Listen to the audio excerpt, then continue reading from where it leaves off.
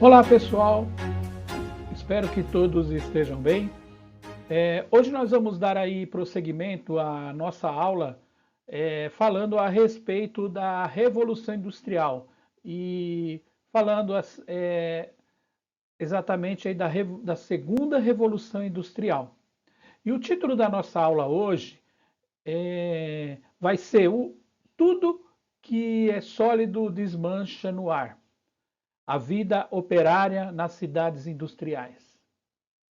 Então, falando um pouco mais aí a respeito da Revolução Industrial, com o seu contexto histórico.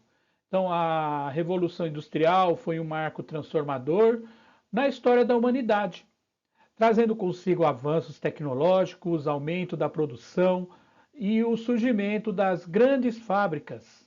Mas essas inovações vieram acompanhadas de profundas mudanças sociais e econômicas, especialmente da classe mais desfavorecida, né? A classe operária. E milhares de pessoas migraram aí do campo para as cidades em busca de trabalho, e que gerou uma explosão populacional nos centros urbanos e drasticamente a vida cotidiana. Então, nessa aula aí vamos explorar como essa transformação impactou os trabalhadores e veremos aí as condições de trabalhos que eram difíceis, às vezes perigosas, com jornadas exaustivas, salários baixos, sem qualquer tipo de proteção social. Os direitos trabalhistas, além de também entendermos como as cidades cresceram desordenadamente, criando bairros superlotados e insalubres, onde a pobreza e a miséria se tornaram parte dessa realidade diária das pessoas naquela época. Então, a Revolução Industrial, né, como dissemos, aí trouxe mudanças significativas na vida dos trabalhadores. As organizações, a cidade. Então, nessa aula, vamos aí explorar, né, como as condições de vida e o trabalho da classe operária foram moldadas pelas novas exigências industriais e os impactos dessa transformação na sociedade urbana. Então, a segunda revolução industrial e a urbanização. O avanço tecnológico e a mecanização no campo geraram aí um intenso processo de migração para cidades industriais, levando ao crescimento urbano desordenado, e as cidades se tornaram superlotadas com a infraestrutura precária e sérios problemas sanitários, enquanto as autoridades não conseguiam atender às novas demandas.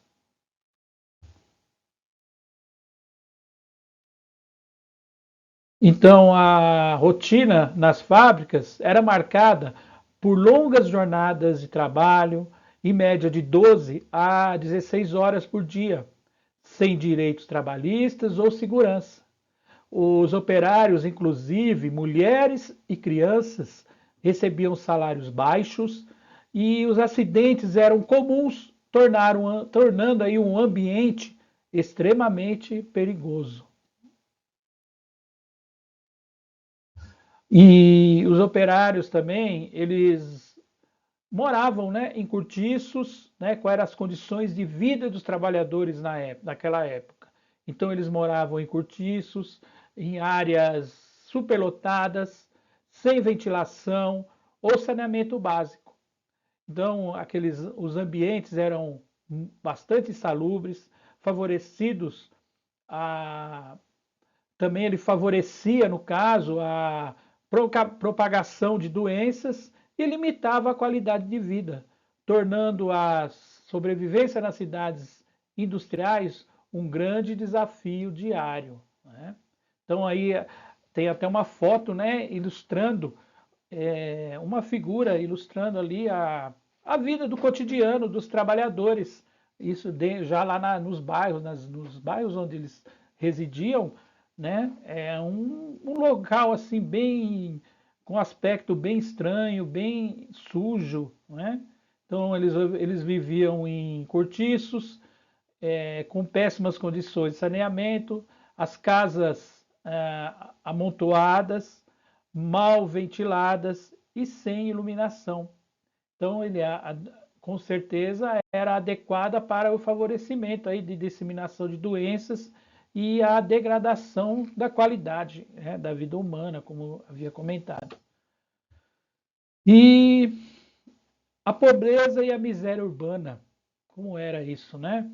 Os bairros operários eram marcados pela extrema pobreza e miséria, sem infraestrutura, sem a sua infraestrutura urbana adequada, e as ruas eram sujas, com lixos acumulados, e a mendigância.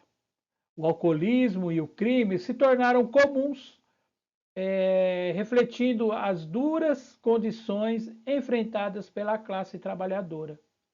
Tem ali também, né, uma ilustração falando aí da realidade, né, das áreas operárias ali, as pessoas ali na calçada, os mendigos, né, tentando sobreviver de uma maneira ou de outra, né? Os bairros operários, como está dizendo aqui o slide, era marcado pela miséria e pela miséria extrema, as ruas sujas, sem calçamento e a mendigância e o alcoolismo, né? Como dissemos aí, o crime fazia parte dessa realidade das classes mais pobres. E falando um pouco aí de alguns estudiosos da época, eles fazendo as suas teses, seus comentários a respeito aí da situação operária. Então, segundo Engels, né, o Friedrich Engels, em sua obra A Situação da Classe Trabalhadora na Inglaterra, descreve aí em detalhes a realidade dos operários e ele aponta a insalubridade e o caos e a explosão que predominavam aí nos bairros industriais, evidenciando as condições desumanas e enfrentado aí pelos trabalhadores, né? Então, o Friedrich Engels, né, foi um empresário industrial, técnico, teórico, revolucionário, alemão, né, prussiano, nascido na atual Alemanha, que junto com Karl Marx fundou o chamado socialismo científico e foi aí coautor de diversas obras com Marx, sendo a mais conhecida foi o Manifesto Comunista. Falando também a respeito aí das mudanças, né, do campo e do êxodo rural, né, a saída das pessoas do campo, né, indo para, no caso, para as áreas urbanas, para cidades industriais, né? Então lá também teve muito impacto aí a modernização, a tecnologia impactou muito e ajudou bastante esse êxodo rural, né, a acontecer. Então, com a mecanização agrícola, a mão de obra rural tornou-se menos necessária, levando milhares de camponeses a migrar para cidades aí em busca de trabalho. E esse êxodo rural aumentou a população urbana e sobrecarregou a infraestrutura das cidades, que enfrentavam aí dificuldades em acomodar os seus habitantes, né? Então isso lá atrás, já no início no final do século XVIII, lá com a primeira Revolução Industrial, estudiosos aí da Revolução Industrial afirmam que o pioneirismo inglês na industrialização ocorreu por uma série de motivos, né? Primeiro, a acumulação de capital, né? Que os ingleses eles tinham muito dinheiro, podemos dizer assim, né? Muito acúmulo de capital devido às exploração, o comércio externo, né? da Inglaterra. E segundo também, né? Falando da acumulação,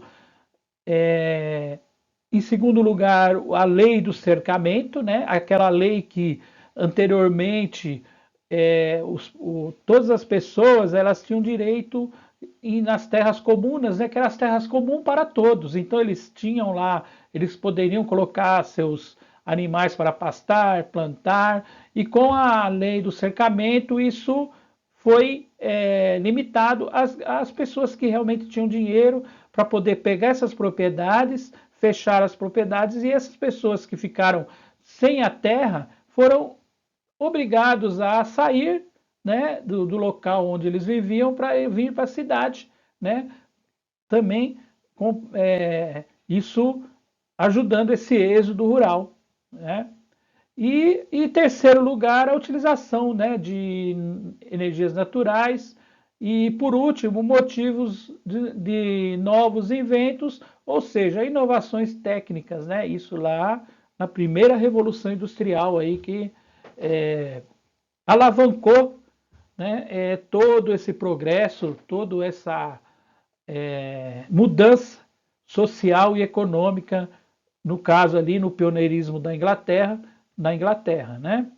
Então, como está dizendo, a mecanização das atividades agrícolas reduziu a necessidade da mão de obra no campo, levando os camponeses a migrar para as cidades em busca de trabalho, né? Então, aumentou, claro, mais ainda a densidade populacional nas áreas urbanas. Então, a cultura moral e da classe operária. Em meio aí à exploração e às dificuldades, a classe operária desenvolveu aí uma cultura de resistência e solidariedade. Os trabalhadores se uniram em torno de valores coletivos, ajudando-se mutuamente em uma busca constante por melhorias e condições de vida de trabalho. Então, com todas aquelas condições, más condições, né, de vida, as más condições de trabalho, sem direito algum, os trabalhadores se uniram, resolveram se unir, né, todos para poder ir atrás de um bem comum que seria uma vida mais digna, né? Falando um pouco também de outros autores, né, com representações aí literárias, né, falando de Oliver Twist e de Charles Dickens, né, se referindo aí a realidades dos bairros operários, com descrições que evidenciam a miséria, a desesperança nas áreas pobres de Londres, né? A obra torna-se visível a desigualdade social e os desafios aí enfrentados pela classe trabalhadora, né? Então o livro Oliver Twist, né, de Charles Dickens, é uma obra aí, uma referência para quem tiver mais aí curiosidade para se aprofundar mais nesse tema, né, da segunda Revolução Industrial e a vida cotidiana lá dos operários, né, e a luta que eles tiveram aí para a melhoria de suas condições de vida, né?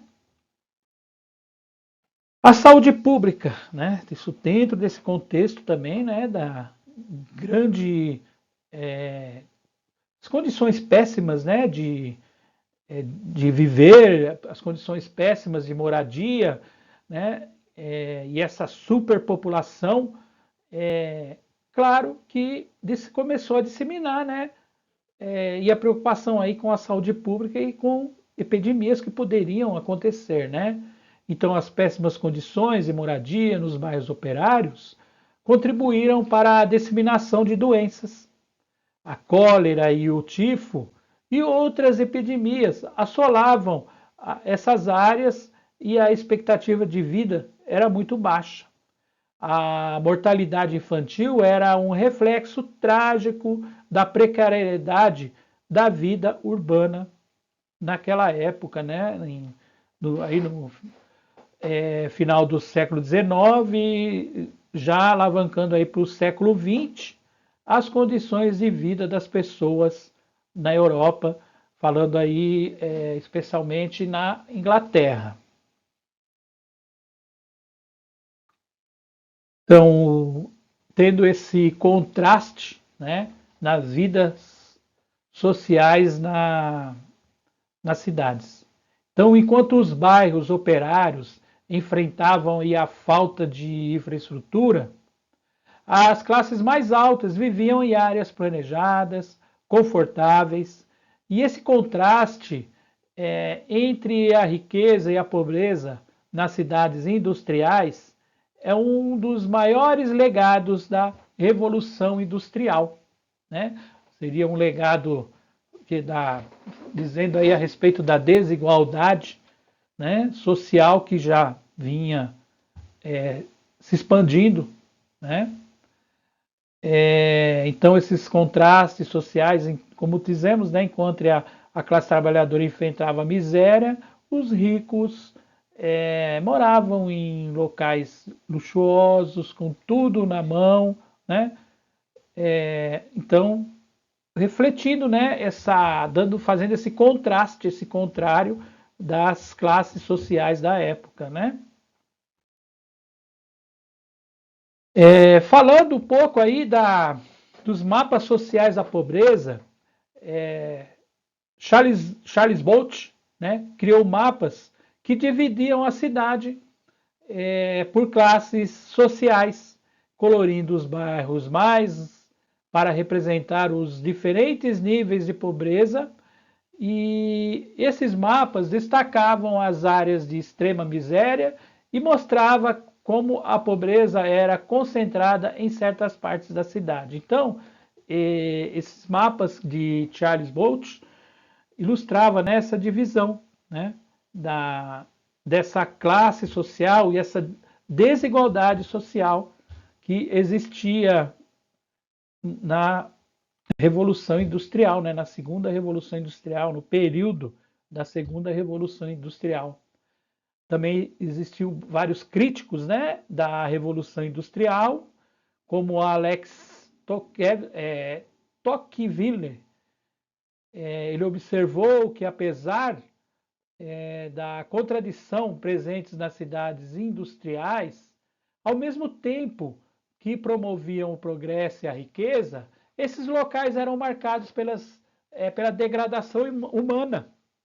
E ele vivia em Manchester, né? E era um exemplo de como a civilização moderna produzia simultaneamente avanços e miséria também, né? Então, se a gente chegar na nossa época, infelizmente, as coisas continuam ali, né? Como antes, claro, com muitas mudanças, direitos sociais, é, essa muitas leis, né, para os trabalhadores, leis que hoje em dia, naquela época não existia, locais de trabalhos de acordo, mas, porém, essa barreira dessa desigualdade, de manter essa desigualdade social ainda existe, né? Não só aqui no Brasil, como podemos dizer no mundo todo, né? Com essa sociedade capitalista, sociedade industrial, que quer se manter sempre ali, né? Da mesma maneira como sempre, né? Então, reflexões aí, né, sobre essa modernidade industrial. Então, a industrialização trouxe inovações, mas também intensificou a exploração e as desigualdades, né? Como comentei aí, as desigualdades sociais. A modernidade industrial e é, portanto, marcada por uma desigualdade que envolve o progresso, a brutalidade, é, contrastando o desenvolvimento técnico com a exploração humana, né? Então, tem essa questão também, né, desse desenvolvimento técnico, que a modernização, mas também existindo aí ainda a exploração da vida humana, né, a exploração do ser humano. Então, gente, concluindo aí a nossa fala de hoje, a nossa aula de hoje, então a Revolução Industrial transformou profundamente as cidades e a vida dos trabalhadores, criando aí um legado de contraste, desigualdade, e foi que então essa desigualdade social, ela que ecoa, como eu disse, né, até os dias de hoje, ela ainda vai se repetindo até os dias de hoje. E a luta aí, né, por direitos e melhores condições refletem o impacto duradouro desse período na história e no desenvolvimento aí de políticas também trabalhistas. Então, pessoal, finalizando, né, a aula e ao concluir aí a nossa análise, né, sobre a vida operária nas cidades industriais, fica evidente que com a Revolução Industrial não trouxe apenas o progresso, mas também desafios e desigualdades profundas. A modernização impulsionou o crescimento urbano e o desenvolvimento econômico. Porém, muitas vezes à custa de condições de vida e de trabalho extremamente precários, né, para a classe trabalhadora. Essas dificuldades que não passaram despercebidas e geraram as primeiras lutas operárias por melhores condições de vida, como a jornada reduzida, os direitos trabalhistas, reivindicações que tornaram aí a base das futuras legislações sociais. A experiência dos trabalhadores e o contraste entre o desenvolvimento das indústrias e as condições de vida nas cidades industriais servem como um importante aprendizado histórico sobre o impacto social e o progresso econômico. Então, esses acontecimentos ainda ressoam hoje, quando observando as questões trabalhistas e urbanas contemporâneas.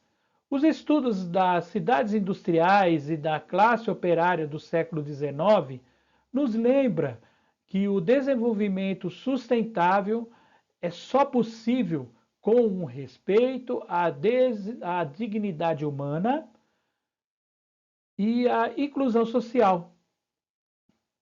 Que possamos levar, então, né, essa reflexão adiante, considerando sempre o equilíbrio entre o crescimento econômico e também a justiça social. Então, gente, por hoje é só.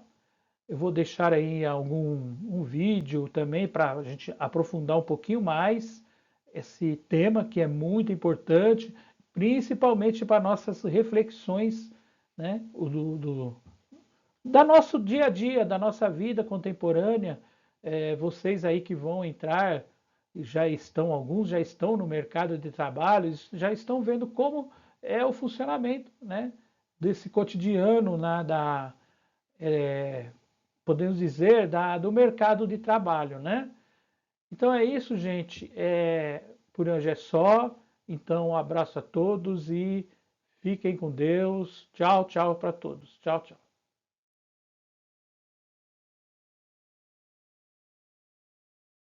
A segunda Revolução Industrial, ocorrida entre o final do século XIX e início do século XX, trouxe mudanças tecnológicas significativas, que incluíram o uso de aço, eletricidade, petróleo e inovações em maquinaria. Esses avanços permitiram a produção em larga escala e o crescimento das indústrias, transformando o modo de vida e trabalho em vários países, especialmente na Europa e nos Estados Unidos. No entanto, essa prosperidade material teve um alto custo humano. Os operários, responsáveis por alimentar essas máquinas, enfrentavam uma rotina exaustiva, que nos dias de hoje seria considerada quase desumana. As fábricas eram ambientes opressores e insalubres. Sem qualquer tipo de regulamentação trabalhista, os operários chegavam a trabalhar mais de 14 horas por dia, com poucas pausas e sob um controle rigoroso. Essas pausas eram extremamente curtas e monitoradas de perto pelos supervisores, de modo que qualquer atraso ou desvio resultava em multas, e em casos mais graves, demissão. Esse tipo de disciplina rígida refletia uma filosofia de trabalho conhecida como disciplina científica do trabalho, que incluía métodos como o Taylorismo, visando a máxima produtividade em cada tarefa realizada. Já o Fordismo introduziu a linha de montagem, que exigia dos trabalhadores movimentos repetitivos e intensivos para manter a produção em massa. O impacto sobre a saúde física e mental dos operários era severo. As condições nas fábricas eram úmidas, quentes e abafadas, e a segurança era praticamente inexistente. Os acidentes eram frequentes, e muitos trabalhadores se mutilavam nas máquinas sem qualquer compensação ou suporte financeiro. Os operários eram mal alimentados e dormiam poucas horas, o que enfraquecia ainda mais sua resistência. Mulheres e crianças enfrentavam jornadas igualmente longas e eram submetidas a condições de trabalho perigosas. As crianças, muitas delas com apenas 6 anos, executavam tarefas cansativas e muitas vezes arriscadas. Para elas, um pequeno erro significava agressões físicas, enquanto as mulheres recebiam menos da metade do salário dos homens, mesmo executando o mesmo tipo de trabalho. Em um ambiente onde a violência era constante, esses grupos eram extremamente vulneráveis. Essas condições de exploração trouxeram consequências terríveis para a sociedade trabalhadora da época. As famílias operárias mal conseguiam sobreviver com salários baixos, e as mulheres e crianças tinham que complementar a renda familiar, apesar das condições insalubres e da ausência de qualquer tipo de benefício. Não havia descanso semanal, seguro-desemprego, licença maternidade ou aposentadoria. Em caso de doença ou acidente, o trabalhador era simplesmente descartado, sem qualquer compensação. Na época, as leis não protegiam os operários, e o conceito de direitos trabalhistas era inexistente. Frente a essa realidade, os trabalhadores começaram a se organizar e lutar por seus direitos. Mesmo com o risco de repressão policial e violência, eles formaram as primeiras associações sindicais e promoveram greves para exigir condições mínimas de segurança e redução da jornada de trabalho. Um exemplo histórico é a criação do Grand National Consolidated Trades Union em 1834, na Inglaterra. Esse sindicato foi um marco na organização dos trabalhadores e na defesa dos seus interesses. Eles reivindicavam jornadas de trabalho mais curtas e salários mais justos. Essas greves e mobilizações operárias foram frequentemente reprimidas, e muitos trabalhadores enfrentaram a violência policial, demissões e até prisões. Esse movimento, no entanto, marcou o início das conquistas trabalhistas, como a jornada de 8 horas diárias, o salário mínimo e a segurança no ambiente de trabalho. No entanto, essas melhorias só foram alcançadas após anos de luta intensa e sacrifício da classe operária. Quando refletimos sobre as condições de trabalho de hoje, fica claro que as conquistas trabalhistas modernas foram construídas a partir do sofrimento dos operários que viveram durante a Segunda Revolução Industrial. Direitos que hoje parecem comuns, como a proteção contra demissões abusivas, o descanso remunerado, o 13º salário e o seguro-desemprego, são frutos dessa trajetória de lutas. Contudo, ainda há contextos em que trabalhadores enfrentam situações análogas à escravidão em diversas partes do mundo. Em muitas indústrias, especialmente nos países em desenvolvimento, trabalhadores são submetidos a condições desumanas, com jornadas longas, salários baixíssimos e total ausência de proteção legal. Isso evidencia que, mesmo no século XXI, a exploração da força de trabalho continua em várias formas, e a luta por justiça social permanece relevante. Portanto, Ao refletirmos sobre o papel dos sindicatos e das leis trabalhistas, é importante reconhecer o impacto profundo dessas organizações na construção de uma sociedade mais justa.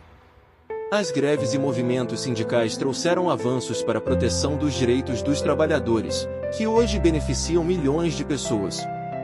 No entanto, a preservação desses direitos exige constante vigilância e valorização. Afinal, as conquistas do passado nos mostram que o progresso econômico só é verdadeiro quando aliado à justiça social.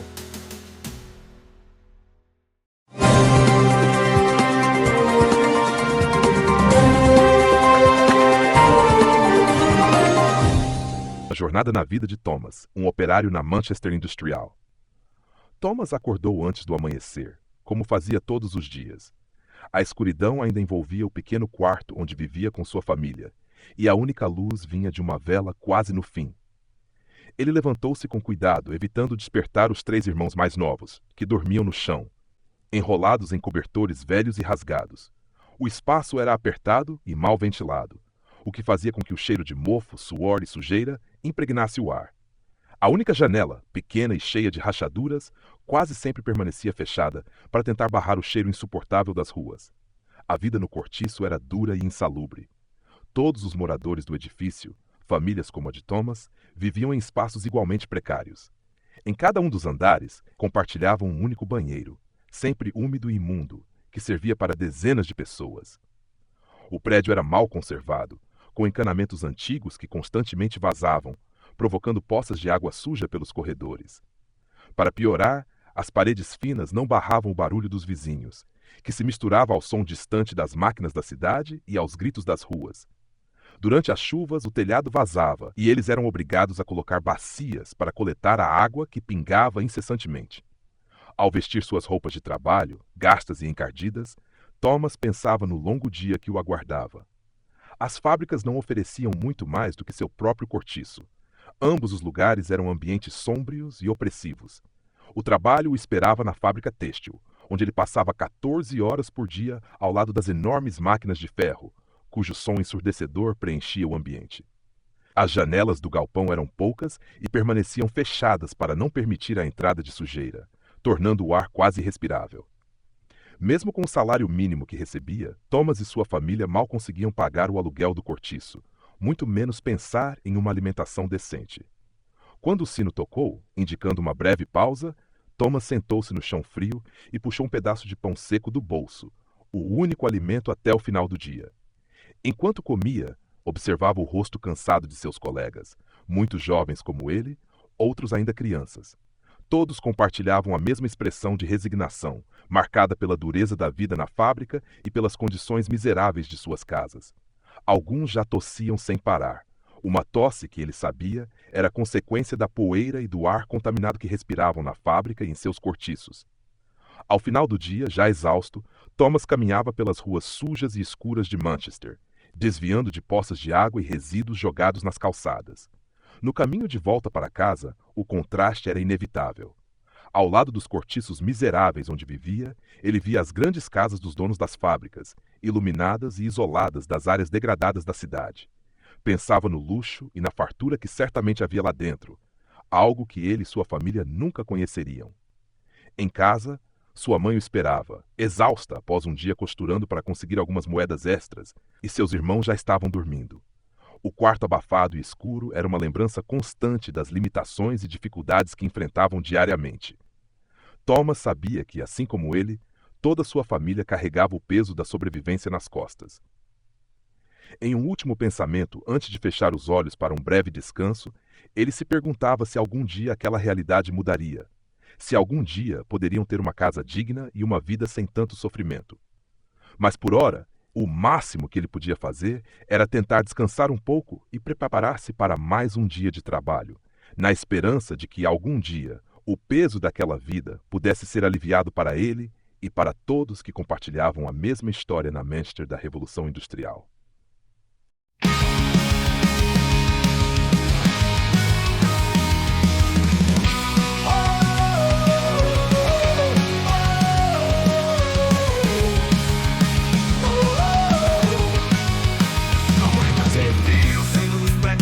Crianças na linha, sem tempo pra brincar. Pequenas mãos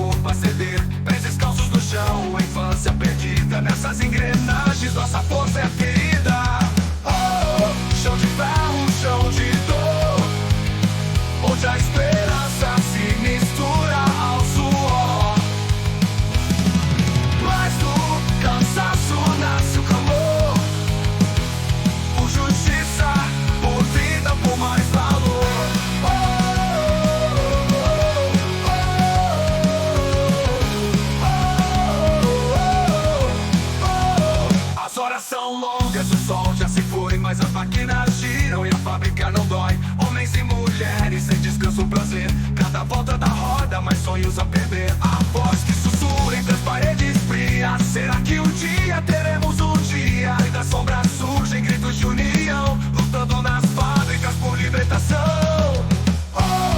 Chão de ferro, chão de dor, onde a esperança se mistura ao suor. Mas do cansaço nasce o clamor, por justiça, por vida, por mais valor. As horas são longas, o sol já se foi, mas as máquinas giram e a fábrica não dói. Homens e mulheres sem descanso ou prazer, cada volta na roda, mais sonhos a perder. Ou mais valor. Após que sussurra entre as paredes frias. Será que um dia teremos um dia? E das sombras surgem gritos de união, lutando nas fábricas por libertação. Vem a revolta nas ruas, ecoa o desejo de um futuro que enfim ressoa. Mãos calejadas se unem em canção, por uma nova era, por renovação. As crianças crescem, mas a luta ficou, e a história de sangue ninguém apagou. Das fábricas de ferro, um sonho comum, de um trabalho digno pra todo e qualquer um. Chão de ferro, chão de dor, onde a esperança se mistura ao suor. Ao suor. Mas do cansaço nasce o clamor, clamor por justiça, por vida, por mais valor. Hoje lembramos com voz e coragem que as lutas passadas deixaram mensagem. E no som das máquinas ainda se ouvir a força dos que lutaram pra que o mundo se mova.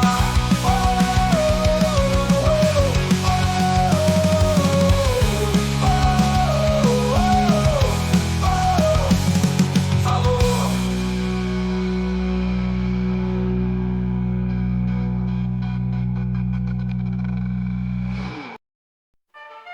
Yeah. Na fumaça das fábricas o trabalho é pesado, a chama do progresso deixa o corpo marcado. Mas o sonho é grande, o suor é constante, na luta diária o povo é avante. Somos corações de ferro resistindo à dor, pelas ruas sombrias, lutando por amor, com a força da vontade, na dor e no medo. A liberdade é o sonho, o direito é o segredo. Mulheres e crianças na linha do perigo, cavando nas minas, vivendo em abrigo. Mas a voz do povo ecoa, forte como o trovão. O futuro é incerto, mas temos a mão. Somos corações de ferro, resistindo à dor, pelas ruas sombrias, lutando por amor, com a força da vontade, na dor e no medo. A liberdade é o sonho, o direito é o segredo. Mulheres e crianças na linha do perigo, cavando nas minas, vivendo em abrigo. Mas a voz do povo ecoa, forte como o trovão. O futuro é incerto, mas temos a mão. Somos corações de ferro, resistindo à dor, pelas ruas sombrias, lutando por amor, com a força da vontade, na dor e no medo. A liberdade é o sonho, o direito é o segredo. Entre a máquina e o homem, o fio da verdade. A revolução nasce com força, com igualdade. Mas a luta não acabou, não vamos parar. A história é nossa, vamos reivindicar. Somos corações de ferro, resistindo à dor, pelas ruas sombrias, lutando por amor, com a força da vontade, na dor e no medo. A liberdade é o sonho, o direito é o segredo. Somos corações de ferro, em cada passo a vitória. O trabalho é nosso, e a justiça é nossa história.